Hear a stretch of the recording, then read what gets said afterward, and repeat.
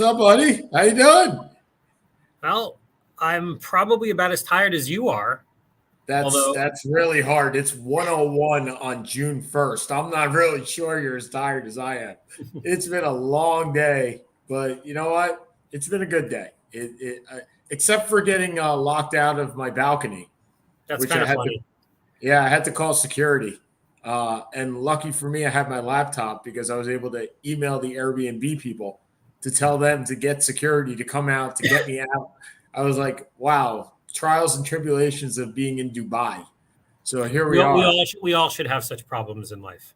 You know, yesterday I was writing my ladies and gentlemen, I write a blog for my multitude of readers that care about where I travel. And I was just finishing up today, or actually yesterday's blog, and I was coming across the fact that my tour bus actually hit a Ferrari yesterday with me in it.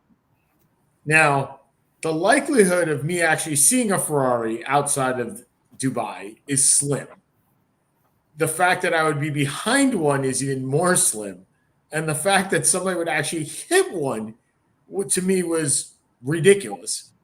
And he scratched the Ferrari and thought it was no big deal because he sees Ferraris all the time. And he comes back into the tour bus and goes, I can't understand why the guy is so upset. It's a $300,000 car. I would know every scratch that I ever had on that car too. And they had to make a police report for the car, of course, because somebody needs to file some insurance claim. Dubai is just, Seth, it's just bigger. Everything about it is just big. And there's nothing wrong with that. It's just everything is bigger. So it's been an interesting couple of days, first in Abu Dhabi and now in Dubai. And I did miss the Celtics basically flopping at the end. And yeah, that was ugly. I saw some of it on replay, but you know, did they really play that poorly, or was it just Jason Tatum gets hurt and they looked absolutely discombobulated? The only players who looked anything like themselves, Derek White looked good. Did you see the end of Game 6? Or were you flying?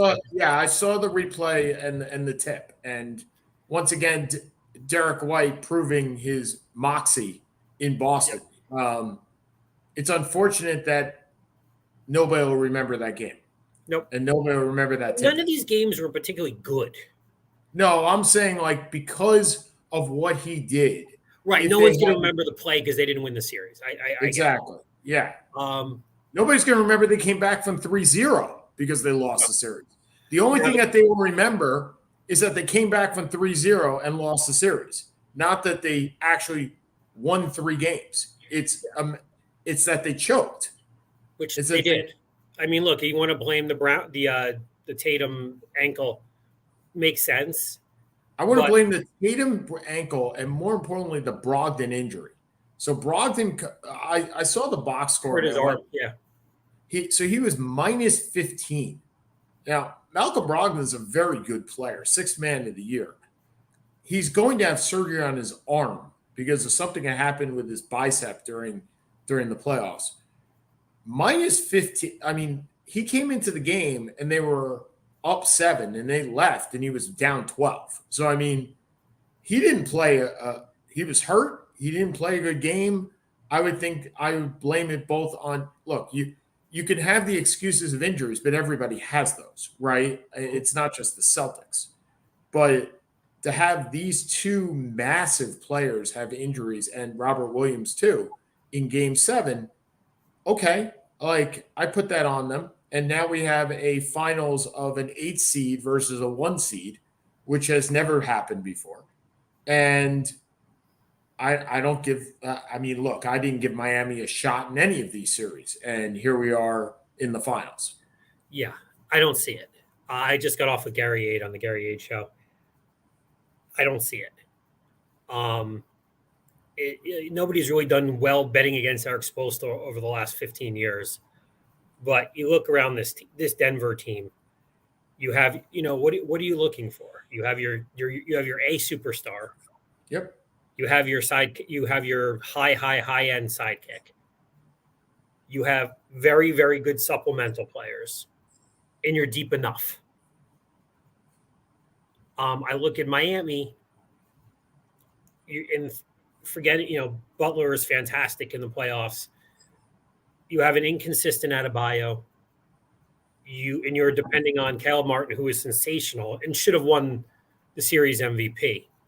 I thought in the Boston series, but you're depending on him and Max Struss and Duncan Robinson and Kyle Lowry. There's nobody in Lowry at this point in his career. There's nobody you can really depend on.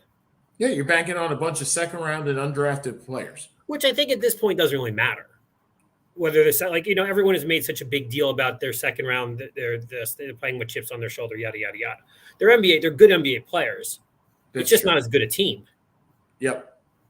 Well, but yeah, I see that. They are definitely, they don't have matchups anywhere, right? No, because even even Butler's not a good matchup for. No, you're going to throw Pope, and you're going to throw Gordon at some point just for bodying, because Gordon's incredibly athletic, and you'll throw Bruce Brown at Butler, and you're going to make everyone else beat you, and they're not going to be able to do it. Well, I think Miami in 5. Right, and that's the thing, right? Is that against Boston, you didn't have a stopper. Marcus Smart can't guard Jimmy Butler. He's just not physical enough to guard Jimmy Butler. And Tatum wasn't going to do that, and Brown wasn't going to do that.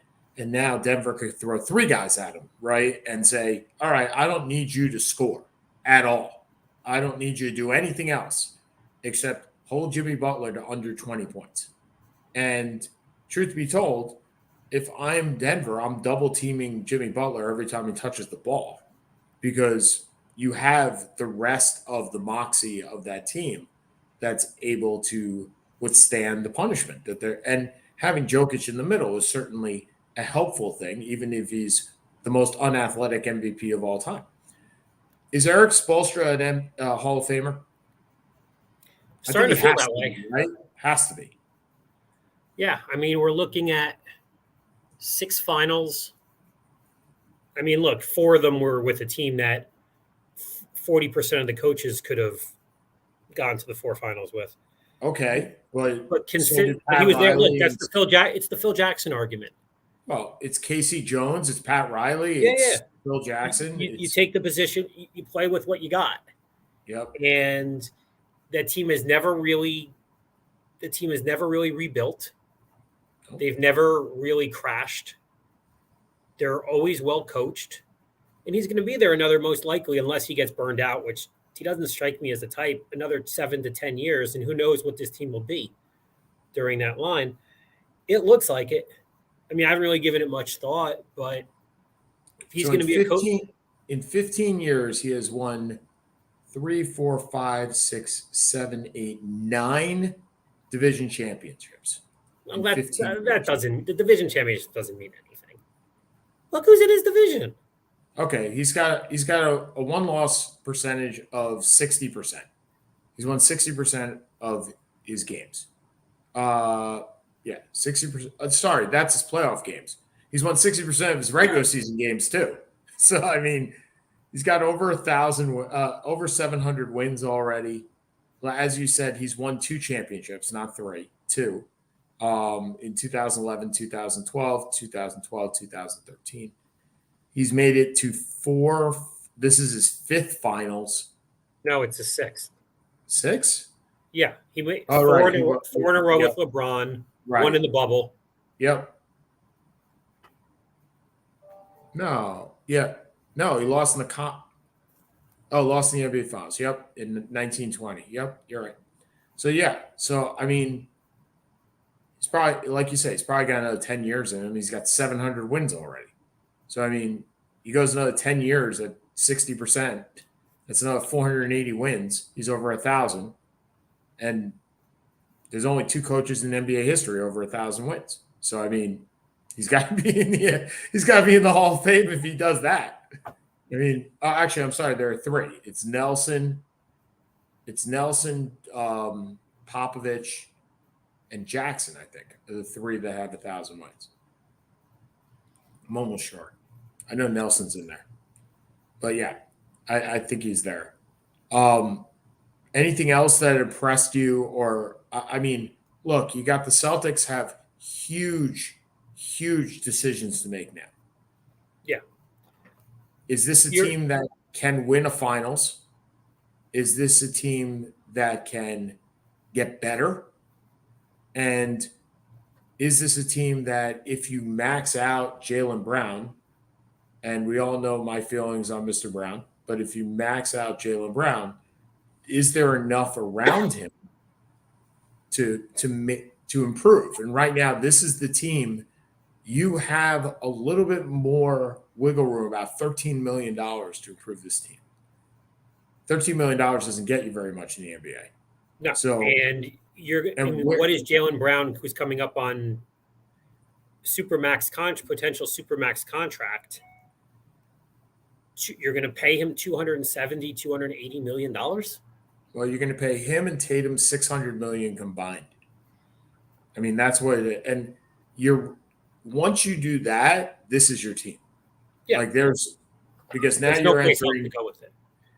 And I ask you again, Seth, can this team win a championship with the team, assuming this team is healthy? And that's been the hardest part, right? I mean, they lost Gallinari before the season even started. And not to say Gallinari would have done X and Y, but Gallinari would have provided outside shooting and spacing. So they would have gotten more out of him than zero, obviously. Yes. So is this a team constructed the way it is, assuming that they're healthy?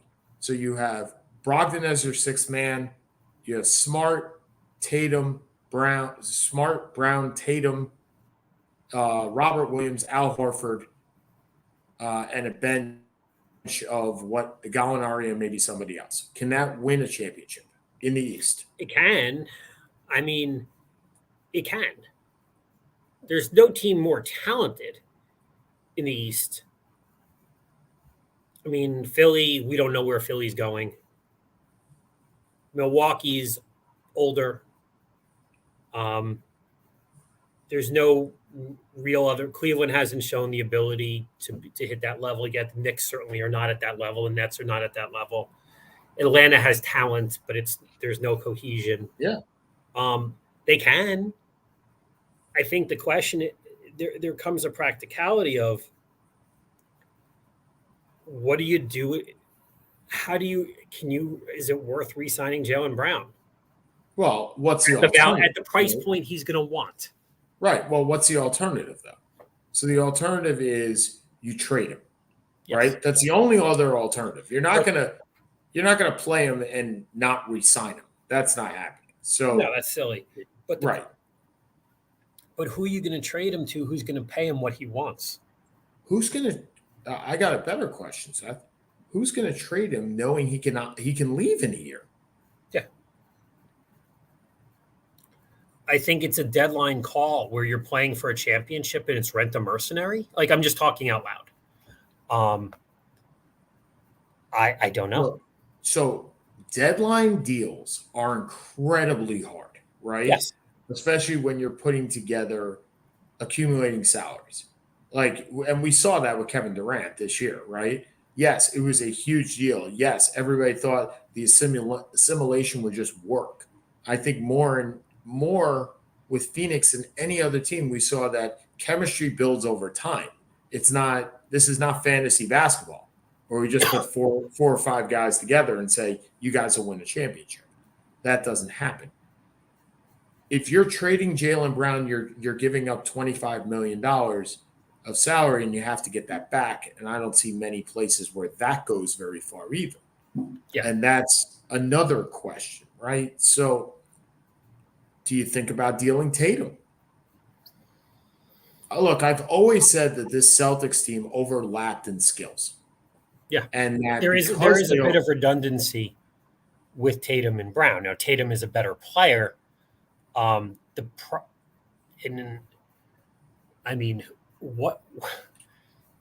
don't even know what you would possibly trade for Tatum. I mean, if you got just kind of thinking through some of the trades we've seen, 4 first rounds, 5 first rounds for players who are old, similar point level, but older or not quite at the same level. What do you get a 24-year-old who's in his prime? Yeah, look, there are scenarios that are going on in my head right now. I will give you one, which I know you will laugh me out of the room, but it's okay. I'm okay with that. And I know this trade would never be made because of the 2 teams that are involved. But I'll throw it out there Embiid? anyway. Yep. Embiid and some filler. It may be Tobias Harris. It may be somebody else, some filler, right? For Robert Williams and Jason Tatum. You throw in some picks. You re-sign Brown. Brown and Embiid work much better. I'm not saying much better. They work better in conjunction with each other than probably Tatum and Brown do. I don't think Tatum works incredibly well with Embiid.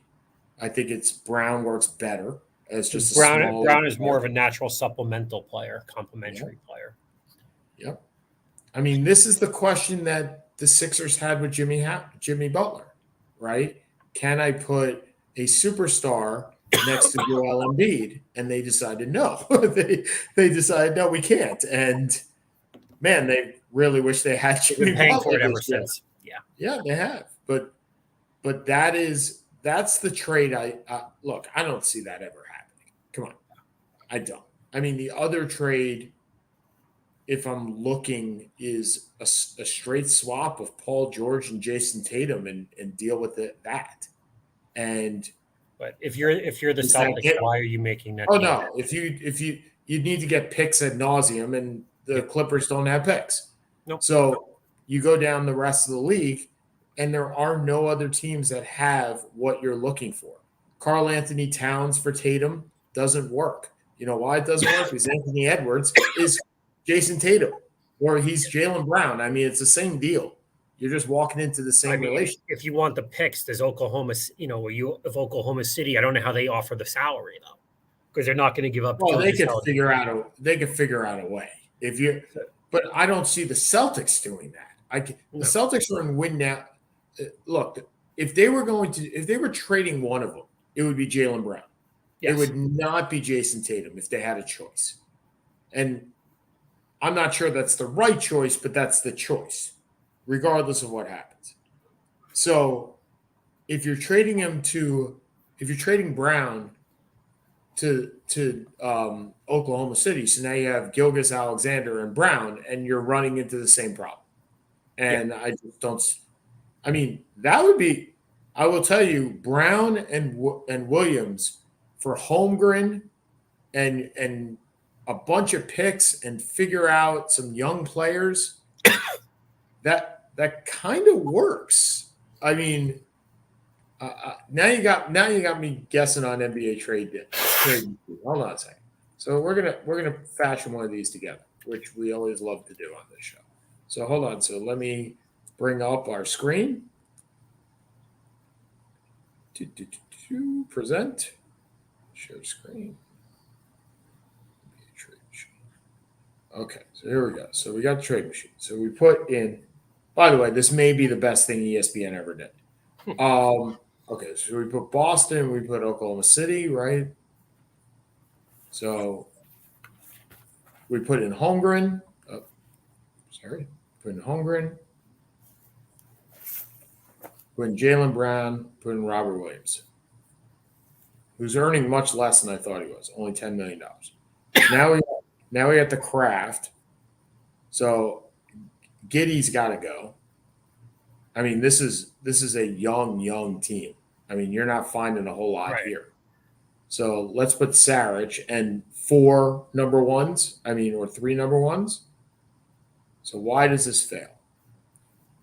So it's got to be 125%. I got to add more salary. Let's put in I put in Saric. I put in the high guy, and they still need more. Yeah, I don't think there's a way to do it without if I put in Dort, that would do it. But I'm not sure Dort gets you Nope, still doesn't work. So let's put in Pafinski. There, there's your trade. I have no Dort. idea who that is. So it doesn't matter. He's I filler. no, I get it. It's filler. I get it. So Dort, Holmgren, Giddy, 3 number ones for Brown and Williams. And Does if I'm the Oklahoma Celtics, I say no way. does either team do that? Oh, I definitely think. Oh, you mean because Gilgeous Alexander and now Brown play together and you lose Holmgren? Yeah, And then you also have to pay Brown. right. But you also get Williams, right? So you're playing Williams at the 5. Right. I mean, it depends on how much you like Holmgren, I guess, at that point. And none I of think us, it's unless the GMs are going to know. well, it's Sam Presti, right? So Sam Presti knows all. I mean, he absolutely knows all. So, you know what we didn't talk about was the fallout from the draft lottery, right? We touched upon it last week a little bit. Victor goes to San Antonio, which I believe is the right place for him. I think that they are going to turn that team around, especially with all the picks that they have from the Hawks. But those teams that didn't win, the Pistons fall to 4. The Rockets are at 3. I forgot who's 2, but Charlotte. Charlotte just can't win anything. And I mean, it's going to be Scoot. Is it Henderson or is it it's going to probably be Brandon Clark? Brandon Miller, excuse me, Brandon Miller.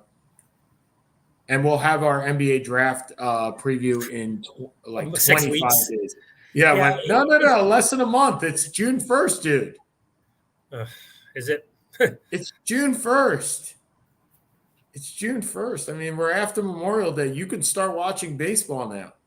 It's no. For Seth, that's after July 4th. That's not after June. After Labor Day. It's after Labor Day. Okay, so a couple of things happened in the NFL this week. D'Andre Hopkins gets his release. If you're a Giants fan, are you looking this way? Do you want him? I do, but I don't think we can get him. I don't think we can afford. I don't want to break the bank to get him, and we would have to. We'd have to play with Leonard Williams' contract, which you have to do anyway. We'd have to play with the Dory Jackson's contract, who's going into a free agent year, where I'm not sure where we want to do with him. To be honest, I'd love to have him. If he has them, that team and they re-sign Barkley, or I guess they franchise. He's still franchised at worst. That is an incredibly dangerous offense. I just don't know how we do it. Well, you can certainly reconfigure Leonard Williams' contract. The thing about when we talk about reconfiguring, ladies and gentlemen, we're talking about pushing money into the future. So Adoree Jackson has 1 more year on his contract.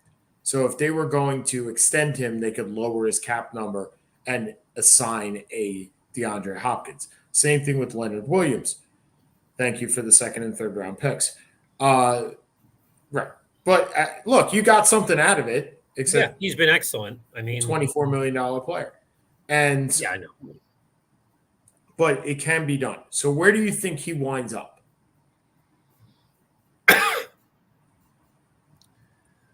Buffalo, I mean, there are a couple of places, right? Buffalo or KC. Neither one has any room. But who does? Dallas? I've heard nope. They're not. Dallas is not going to sign him.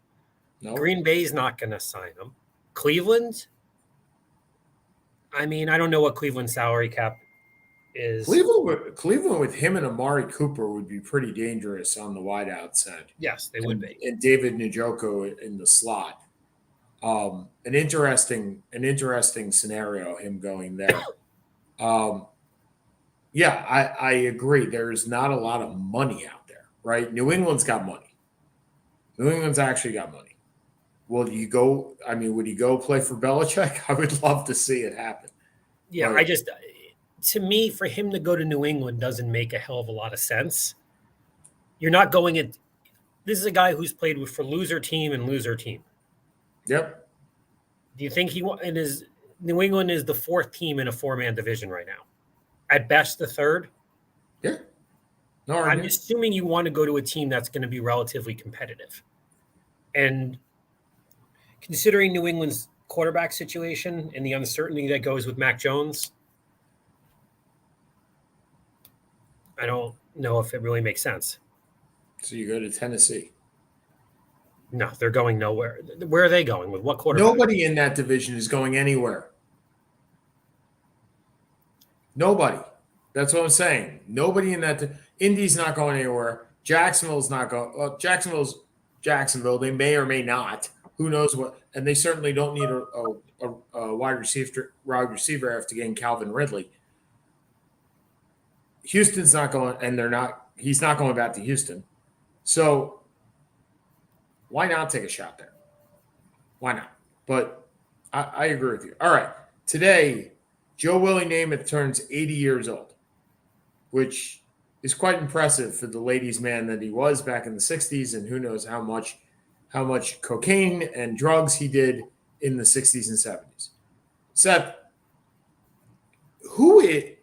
look, Joe Namath was not a great football player at all, right? No. Probably the worst player by statistical measure in the Hall of Fame. It's not. I was going to say it's not even close, but I mean, he is. I'm sure it is. There are probably players we don't know, right? But of the modern age, statistically, I believe he is the closest to 500. He's the Nolan Ryan of the NFL, where his name means a lot more than his stats produce, in my opinion. I know your feelings on Nolan Ryan. I have my feelings on Nolan Ryan. But he's one of the most influential players in NFL history. Yes. And it may just be because of one game, right? It is because of one game. Nobody, if it wasn't for the one game, nobody would know him. He would be John Brody, John Hadle, like a good AFL quarterback that had a fun reputation in New York City, but nobody really gave much. So he'd be the Derek White from this past Celtics series. He'd just be a guy on a team that may or may not have won, right? So you believe that it doesn't matter. The only thing that matters is that he won that Super Bowl. If he had lost that Super Bowl in any manner, that we wouldn't be talking about Joe Willie Namath in the way that we talk about him today. Okay. Given that, who are some of the other influential players? I'm curious as to your thoughts on influential players that he changed the game.